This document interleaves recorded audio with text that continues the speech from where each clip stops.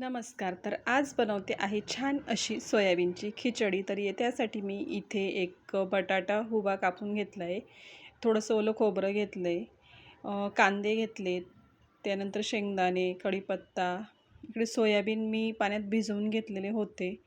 गाजर होतं माझ्याकडे, ते देखील मी अशा उभ्या कापून घेतलेले आहे. आता मी इकडे फोडणी देऊन घेते. तेल गरम झालं त्यानंतर मी ते मोहरी, जिरं आणि हिंग टाकून घेतला. ते छान तडतडलं की त्यानंतर मी इथे आता लसूण बारीक कापून तो मी यात टाकते. बेसिक असे खडे गरम मसाले मी यात टाकून घेते. त्यानंतर तमालपत्र टाकून घेतलं आहे आणि शेंगदाणे यात मी आता टाकून घेते. शेंगदाणे थोडेसे परतून घेईल. त्यानंतर जे खोबऱ्याचे काप केले होते ते मी यात टाकून घेते. ते देखील थोडेसे लालसर होईपर्यंत परतून घेते. मग आता मी यात कढीपत्ता टाकते. मग नंतर कांदे टाकून थोडा वेळ परतून घेईल. एखादा मिनिटभर मी कांदे परतून घेते. कांदे परतल्यानंतर यात बटाटे टाकणार आहे.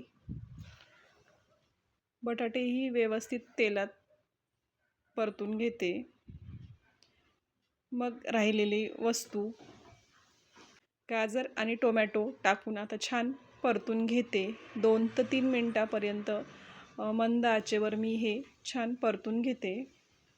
हे सर्व परतल्यानंतर जे सोयाबीन मी पाण्यात भिजवलेले होते ते व्यवस्थित हाताने दाबून असं त्याचं पाणी पूर्ण काढून घेतलं आणि ते देखील मी यात परतून घेते. सोयाबीन वेगळे परतायची गरज नाही.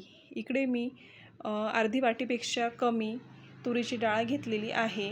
त्यातच मी थोडीशी मुगाची डाळ टाकते. डाळ टाकणं ऑप्शनल आहे. आम्हाला आवडते म्हणून मी टाकते. इकडे मी सपाट पावशेर एवढा तांदूळ घेतलेला आहे. तांदूळ हा मी वाडा कोलमच वापरलेला आहे कारण मुलांना तोच आवडतो. इकडे आता मी अर्धा चमचा धनेपूड, हळद, थोडंसं लाल तिखट टाकून घेते आणि मग आपला घरगुती काळा मसाला मी 2 चमचे यात घातलेला आहे.